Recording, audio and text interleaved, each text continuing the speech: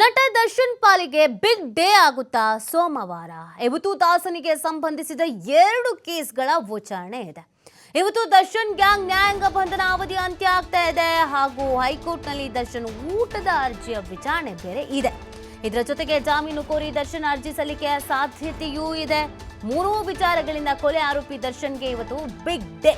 ಬಳ್ಳಾರಿ ಜೈಲಿನಿಂದಲೇ video conference ಮುಖಾಂತರವಾಗಿ ದರ್ಶನ್ ಹಾಜರಾಗಲಿದ್ದಾರೆ. ಇವತ್ತು ದಾಸನಿಗೆ ಸಂಬಂಧಪಟ್ಟಂತೆ 2 ಕೇಸ್ಗಳ ವಿಚಾರಣೆ ಇದೆ. ಹಾಗಾಗಿ ಇವತ್ತಿನ ಬೆಳವಣಿಗೆಯ ಬಗ್ಗೆ ದರ್ಶನ್ಗೆ ಎಷ್ಟು ಕುತೂಹಲ ಇದೆಯೋ ಅವ್ರ ಅಭಿಮಾನಿಗಳಿಗೂ ಕೂಡ ಅಷ್ಟೇ ಕುತೂಹಲ ಇದೆ. ಇವತ್ತು ಜಾಮೀನು ಕೋರಿ ಅರ್ಜಿ ಸಲ್ಲಿಕೆ ಮಾಡುವಂತ ಸಾಧ್ಯತೆ ಕೂಡ ಇದೆ. ಇನ್ನೊಂದು ಮನೆ ಊಟ ಬೇಕು ಅಂತ ಪರಪ್ಪನಗ್ರಹಾರ ಜೈಲಲ್ಲಿ ಇದ್ರಾಗ್ಲೇನೆ ಬೇಡಿಕೆ ಇಟ್ಟಿದ್ರು, ಅದರ ವಿಚಾರಣೆ ಕೂಡ ಇದೆ. ಸೊ ಹಾಗಾಗಿ ಒಂದರಲ್ಲಾದ್ರೂ ದರ್ಶನ್ಗೆ ಸಿಹಿ ಸುದ್ದಿ ಬರುತ್ತಾ, ಕೊಂಚ ಮಟ್ಟಿಗೆ ರಿಲೀಫ್ ಸಿಗುತ್ತಾ, ಈ ಪ್ರಶ್ನೆ ಇರೋದು. ಇವತ್ತು ಕೋರ್ಟ್ನಲ್ಲಿ ಏನಾಗಬಹುದು ಅನ್ನುವಂಥದ್ದು ಈಗಿರುವಂಥ ಒಂದು ಪ್ರಶ್ನೆ. ದರ್ಶನ್ ಬಹಳ ನಿರೀಕ್ಷೆಯನ್ನು ಇಟ್ಕೊಂಡು ಕಾಯ್ತಾ ಇದ್ದಾರೆ.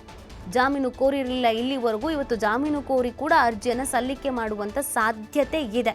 ಸೊ ಹಾಗಾಗಿ ಇವತ್ತು ಈ ದಿನ ಸೋಮವಾರ ದರ್ಶನ್ಗೆ ಒಂದು ಬಿಗ್ ಡೇ ಅಂತ ಕರೆಸ್ಕೊಳ್ತಾ ಇದೆ. ನ್ಯಾಯಾಂಗ ಬಂಧನ ಕೂಡ ಅಂತ್ಯ ಆಗ್ತಿರುವಂತಹ ಹಿನ್ನೆಲೆಯಲ್ಲಿ ವಾಟ್ ನೆಕ್ಸ್ಟ್ ಅನ್ನುವಂಥದ್ದೊಂದು ಪ್ರಶ್ನೆ ಇದೆ. ಜಾಮೀನು ಬೇರೆ ಕೋರಿ ಅರ್ಜಿಯನ್ನು ಸಲ್ಲಿಕೆ ಮಾಡುವಂಥ ಸಾಧ್ಯತೆ ಇದೆ.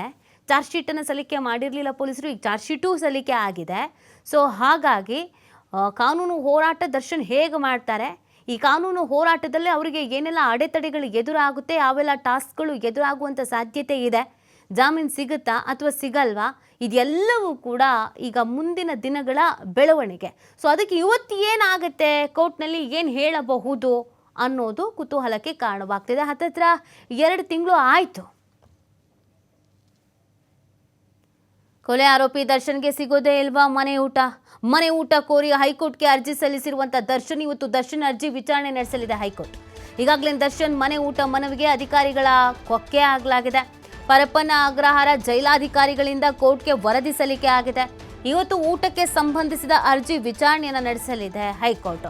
ಸೊ ಮನೆ ಊಟ ಬೇಕು ಅಂತ ದರ್ಶನ್ ಆಲ್ರೆಡಿ ಕೇಳ್ಕೊಂಡಿದ್ರು. ಪರಪ್ಪನ ಅಗ್ರಹಾರ ಜೈಲಿನಲ್ಲಿ ಇರಬೇಕಾದ್ರೇನೆ ನನಗೆ ಈ ಜೈಲಿನ ಊಟವನ್ನು ಸೇವಿಸೋಕೆ ಸಾಧ್ಯವೇ ಇಲ್ಲ, ನಂಗೆ ಸೇವಿಸೋಕೆ ಆಗ್ತಾ ಇಲ್ಲ, ನನ್ನ ಆರೋಗ್ಯ ಕೂಡ ಹದಗೆಟ್ಟಿದೆ, ನನ್ನ ಆರೋಗ್ಯ ಕೂಡ ಸರಿ ಇಲ್ಲ, ಅದರ ಜೊತೆಗೆ ನನ್ನ ಬಾಡಿ ಮೇಂಟೈನ್ ಮಾಡಬೇಕಾಗತ್ತೆ, ಫಿಟ್ ಆಗಿರಬೇಕಾಗತ್ತೆ, ಸಾಕಷ್ಟು ಬೇಡಿಕೆಗಳನ್ನು ಇಡಲಾಗಿತ್ತು. ಆದರೆ ಸ್ವತಃ ಜೈಲಾಧಿಕಾರಿಗಳೇ ಕೊಕ್ಕೆ ಹಾಕಿದ್ದಾರೆ ಈ ವಿಚಾರದಲ್ಲಿ. ಯಾವುದೇ ಕಾರಣಕ್ಕೂ ಊಟ ಕೊಡಬಾರ್ದು, ಊಟ ಚೆನ್ನಾಗೇ ಇದೆ, ಎಲ್ರಿಗೂ ಇದೇ ಊಟ ಕೊಡ್ತಾ ಇರೋದು, ಒಬ್ರಿಗೆ ಊಟ ಕೊಟ್ಟರೆ ಅದು ಬೇರೆ ರೀತಿ ಸಮಸ್ಯೆ ಆಗತ್ತೆ ಅಂತ. ಸೊ ಹಾಗಾಗಿ ಇವತ್ತು ಕೋರ್ಟ್ನಲ್ಲೂ ಕೂಡ ಈ ವಿಚಾರ ಚರ್ಚೆಗೆ ಬರ್ತಾ ಇರುವಂಥ ಹಿನ್ನೆಲೆಯಲ್ಲಿ ಮನೆ ಊಟ ಕೊಡಿ ಅಂತ ಏನಾದರೂ ತೀರ್ಪು ಪ್ರಕಟ ಆಗತ್ತಾ, ಸಂದೇಶ ಕೊಡ್ತಾರಾ, ಅಥವಾ ಇಲ್ಲ ಮನೆ ಊಟ ಇಲ್ಲ, ಏನೂ ಇಲ್ಲ, ಯಾವ ಊಟ ಕೊಡ್ತಾರೋ ಅದೇ ಊಟವನ್ನು ತಿನ್ಕೊಂಡಿರಬೇಕು ಅಂತ ಹೇಳ್ತಾರೋ. ಸೊ ಇದು ಕೂಡ ಪ್ರಶ್ನೆ ಆಗಿರೋದು. ಈಗಾಗಲೇ ಅವರು ಅನ್ನ ಎಲ್ಲ ಬಿಟ್ಬಿಟ್ಟಿದ್ದಾರೆ, ಚಪಾತಿ ಮುದ್ದೆ ಮಾತ್ರ ತಗೊಳ್ತಾ ಇದ್ದಾರೆ. ಫಿಟ್ ಆಗಿರಬೇಕು, ಬಾಡಿ ಮೇಂಟೈನ್ ಮಾಡಬೇಕು, ಚರ್ಮ ಎಲ್ಲ ಜೋತು ಬಿದ್ದುಬಿಡುತ್ತೆ, ಮುಂದೆ ಸಿನಿಮಾಗಳು ಮಾಡಬೇಕು, ಸಮಸ್ಯೆ ಆಗತ್ತೆ ಅಂತ. ಅದರ ಮಧ್ಯದಲ್ಲಿ ಈಗ ಬೇರೆ ಬಳ್ಳಾರಿಗೆ ಶಿಫ್ಟ್ ಆಗಿರೋದ್ರಿಂದ ಪರಪ್ಪನ ಅಗ್ರಹಾರದಲ್ಲಾದರೂ ಊಟ ಓಕೆ ಇತ್ತೇನೋ, ಬಳ್ಳಾರಿಯಲ್ಲಿ ಫುಡ್ ಕಲ್ಚರ್ ಸ್ಟೈಲ್ ಕೂಡ ಚೇಂಜ್ ಆಗಿರುತ್ತೆ, ಅಲ್ಲಿಗೆ ಅಡ್ಜಸ್ಟ್ ಆಗಬೇಕಾಗತ್ತೆ. ಆದ್ರೂ ಊಟ ಬೇಕು ಅಂತ ಬೇಡ್ಕೊಂಡಿದ್ರು, ರಿಕ್ವೆಸ್ಟ್ ಇಟ್ಕೊಂಡಿದ್ರು. ಅದಕ್ಕೆ ಸಂಬಂಧಪಟ್ಟಂತೆ ಇವತ್ತು ಅರ್ಜಿ ವಿಚಾರಣೆ ಇದೆ. ಸೊ ಏನಾಗುತ್ತೆ ಇವತ್ತು ಕೋರ್ಟ್ನಲ್ಲಿ ಅನ್ನೋದು ಕುತೂಹಲ ಇದೆ. ಓಕೆ, ಊಟ ಕೊಡಿ ಅಂತ ಹೇಳ್ತಾರೋ, ಇಲ್ಲ ಎಲ್ಲರಂತೆ ನೀವು ಕೊಟ್ಟಿದ್ದು ತಿನ್ನಬೇಕು ಅಂತ ಹೇಳ್ತಾರೋ ನೋಡಬೇಕು. ಇನ್ನು ಇವತ್ತೇ ನಟ ದರ್ಶನ್ ಜಾಮೀನು ಅರ್ಜಿ ಸಲ್ಲಿಕೆ ಸಾಧ್ಯತೆ ಇದೆ. ಕೊಲೆ ಪ್ರಕರಣದಲ್ಲಿ ಜಾಮೀನು ಕೋರಿ ಕೋರ್ಟ್ ಮೆಟ್ಟಿಲೇರುವ ಸಾಧ್ಯತೆ ಇವತ್ತು ದಟ್ಟವಾಗಿದೆ. ಈಗಾಗಲೇ ಪ್ರಕರಣದಲ್ಲಿ ಚಾರ್ಜ್ ಶೀಟ್ ಸಲ್ಲಿಸಿರುವ ಪೊಲೀಸರು ಚಾರ್ಜ್ ಶೀಟ್ ಸಲ್ಲಿಕೆ ಬಳಿಕ ಜಾಮೀನು ಕೋರಿ ಅರ್ಜಿ ಸಲ್ಲಿಕೆಗೆ ಸಿದ್ಧತೆಯನ್ನ ಮಾಡಿಕೊಳ್ಳಲಾಗ್ತಾ ಇದೆ. ದರ್ಶನ್ ಪರ ವಕೀಲರು ಈಗಾಗಲೇ ಜಾಮೀನು ಅರ್ಜಿಗೆ ಸಿದ್ಧತೆಯನ್ನ ನಡೆಸಿದ್ದಾರೆ. ದರ್ಶನ್ನ ಫ್ಯಾಮಿಲಿ ಕೂಡ ವಕಾಲತಿಗೂ ಕೂಡ ದರ್ಶನ್ ಸಹಿ ಹಾಕಿದ್ದಾರೆ ಅನ್ನೋದ್ರ ಬಗ್ಗೆ ಮಾಹಿತಿಯನ್ನ ಪಡ್ಕೊಳ್ಳಲಾಗಿದೆ. ಇವತ್ತು ಜಾಮೀನು ಕೋರಿ ಅರ್ಜಿಯನ್ನು ಸಲ್ಲಿಕೆ ಮಾಡುವಂಥ ಸಾಧ್ಯತೆ ಇದೆ. ಯಾಕಂದರೆ ಚಾರ್ಜ್ ಶೀಟ್ ಎಲ್ಲ ಸಲ್ಲಿಕೆ ಆಗುತ್ತಲ್ವಾ. ಸೊ ಹೀಗಿರಬೇಕಾದ್ರೆ ಜಾಮೀನು ಕೋರಬೇಕು. ಇದರಲ್ಲಿ A2 ಆರೋಪಿಯವರು A1 ಮಾಡಿಬಿಡ್ತಾರಾ ಅಂತ ಬೇರೆ ಭಯ ಇತ್ತು. A2 ಆರೋಪಿಯವರು, ಹಾಗಾಗಿ ಜಾಮೀನು ಅರ್ಜಿಯನ್ನು ಸಲ್ಲಿಕೆ ಮಾಡಬೇಕು ಅನ್ನುವಂಥ ನಿಟ್ಟಿನಲ್ಲೂ ಸಿದ್ಧತೆಯನ್ನು ಮಾಡಿಕೊಂಡಿದ್ದಾರೆ. ಸೊ ಜಾಮೀನು ಅರ್ಜಿಯನ್ನು ಸಲ್ಲಿಕೆ ಮಾಡಲಾಗುತ್ತೆ ಇವತ್ತು ಅನ್ನೋದ್ರ ಬಗ್ಗೆ ಮಾಹಿತಿ ಸಿಗ್ತಾ ಇದೆ.